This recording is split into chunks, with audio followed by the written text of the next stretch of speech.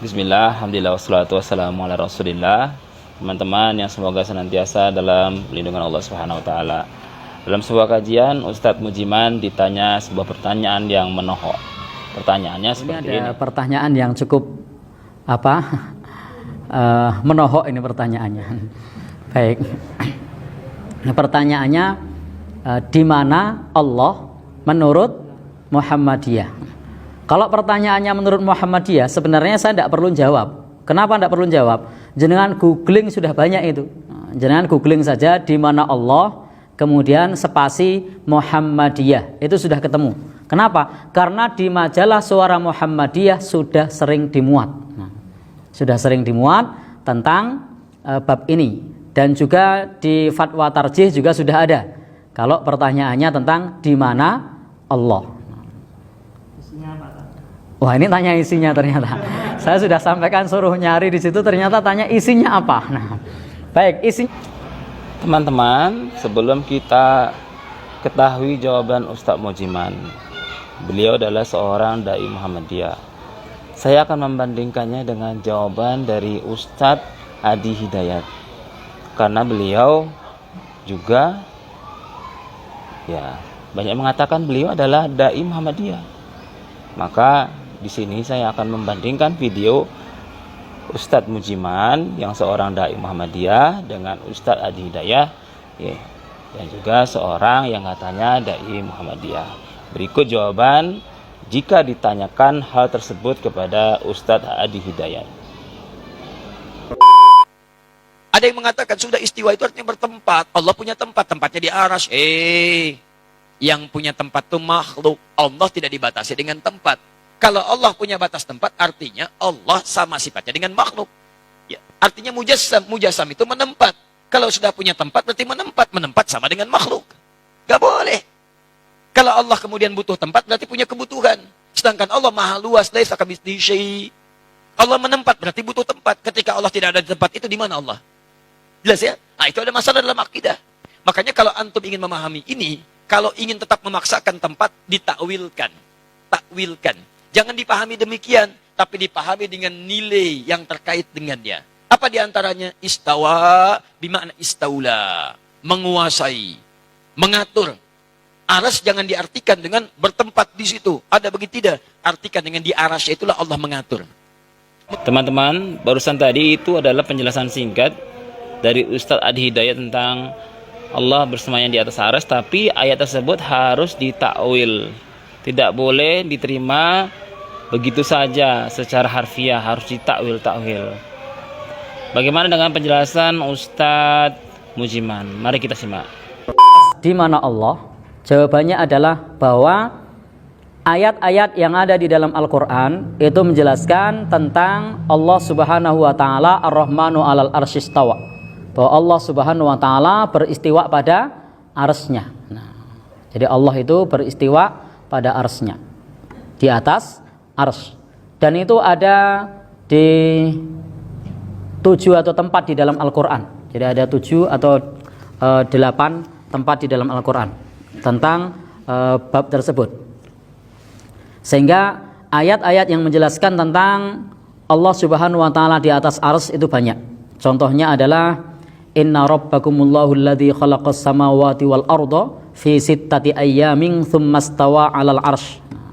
Ini contoh yang menjelaskan kepada kita bahwasanya ayat tersebut menyebutkan sesungguhnya Rabbmu adalah Allah yang telah menciptakan langit dan bumi dalam 6 masa, kemudian beristiwa pada arsy-Nya. Dan ayat-ayat yang menjelaskan itu tidak hanya 1 atau 2 ayat, tapi ayatnya banyak. Contohnya di surat Al-A'raf ayat 54, di surat Yunus ayat 3, di surat Ar-Ra'du ayat 2, di surat Thaha ayat 5, di surat Al-Furqan ayat 59, di surah As-Sajdah ayat 4, di surat Al-Hadid ayat 4. Dan juga ayat-ayat yang lain yang menyebutkan di langit juga ada. Bahkan di surat Al-Baqarah juga disebutkan. Ketika Allah Subhanahu wa taala menjelaskan di dalam surah Al-Baqarah itu huwallazi khalaqalakum ma fil ardi jami'a tsummastawa ilas sama fasawwahunna sab'a samawat. Nah, tsummastawa ilas sama. Nah, kemudian beristiwa ke langit. Nah, disebutkan beristiwa ke langit atau di atas langit. Nah, kemudian juga dalil-dalil yang lain banyak. Lalu bagaimana dengan ayat yang menjelaskan aqrabu ilaihi min hablil warid? Allah itu dekat, lebih dekat dari urat nadi. Itu ketika kita berdoa, Allah mengabulkan doa kita. Pengawasannya, ilmunya, itu Allah Maha dekat kepada kita. Bagaimana dengan ayat wa huwa ma'akum aina ma kuntum? Allah bersama kalian di mana saja kalian berada. Itu ilmunya, di mana saja ketika kita berada. Pengawasannya, kita tidak lepas dari pengawasan Allah Subhanahu wa taala. Tetapi tentang zat Allah itu jelas bahwasanya ayat-ayat menjelaskan Ar-Rahmanu 'alal arsyistawa. Sebagaimana suatu saat Imam Malik pernah ditanya tentang istiwa. Maka kemudian Imam Malik berkata, al-istiwa ghairu majhul, ay maklumun. Wal kaifu, dan menanyakan bagaimana, itu ghairu makul. Jadi tidak perlu menanyakan bagaimana. Jadi kita cukup mengimani bahwasanya Allah Subhanahu wa taala itu beristiwa di atas arsy. Tidak perlu bertanya bagaimana, kata Imam Malik. Kemudian juga disebutkan oleh Imam Malik, dan dalam hal ini wal imanu bihi wajibun, dan mengimani hukumnya wajib. Jadi wajib kita mengimani Allah beristiwa di atas arsy. Wasu'alu anhu bid'atun, dan menanyakan tentangnya adalah bid'ah. Itu kata Imam Malik.